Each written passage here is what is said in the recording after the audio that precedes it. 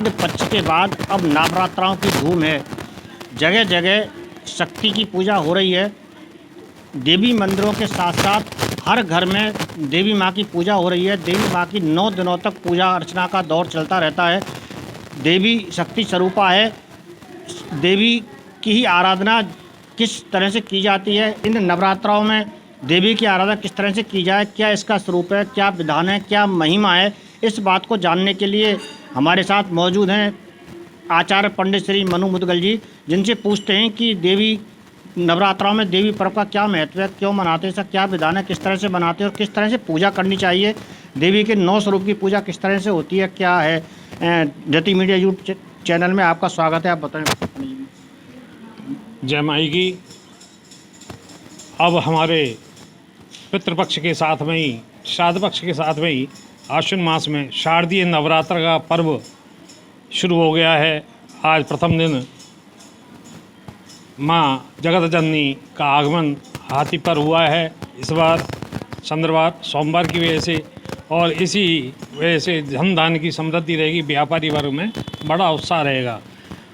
प्रथम शैलपुत्री च, द्वितीय ब्रह्मचारिणी, तृतीय चरण घंटे कूष्मांडी, चतुर्थम पंचम स्कंद माते, षष्ठ कात्यायनी च, सप्तम कालरात्रि महागौरी च, अष्टमम नवम सिद्धार्थी नवदुर्गा प्रकृतिता। नवदिवसीय पूजा का हमारे यहाँ महत्व है, जिसमें विशेष रूप से 10वीं को विसर्जन किया जाता है। दशहरा पर भी जो मना भगवान राम ने लंका विजय के लिए भी इस नवदिवसीय पूजा का करके नहीं 10वीं को विसर्जन किया था माँ भगवती का। तदपश्चात लंका विजय की शुरुआत की थी। इसी प्रकार माँ जगत जननी सभी को धन धान्य की पूर्ण देती है।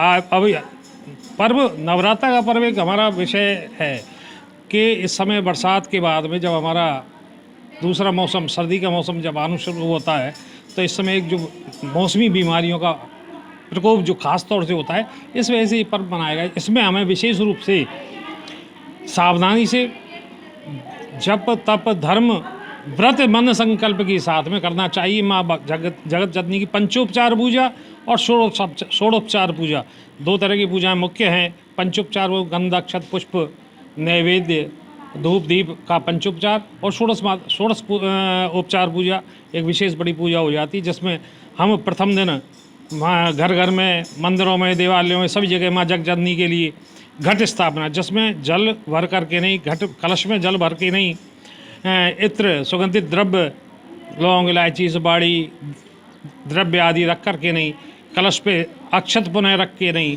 पंचपल्लव लगा करके नहीं, एक नारियल प्रतीकात्मक रूप भगवती शक्ति को समर्पित करने के लिए प्रतीकात्मक रूप नारियल जटा वाला पानी वाला नारियल स्थापना करके नहीं, माँ जगत जननी का स्वरूप को दिया गया और माँ जगत जननी की आराधना शुरू की है।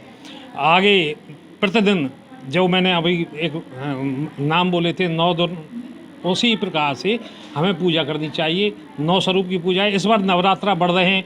तृतीया तिथि 2 दिन है, जिसके लिए नवरात्रा बढ़ना हमारे लिए विशेष फलदायी है।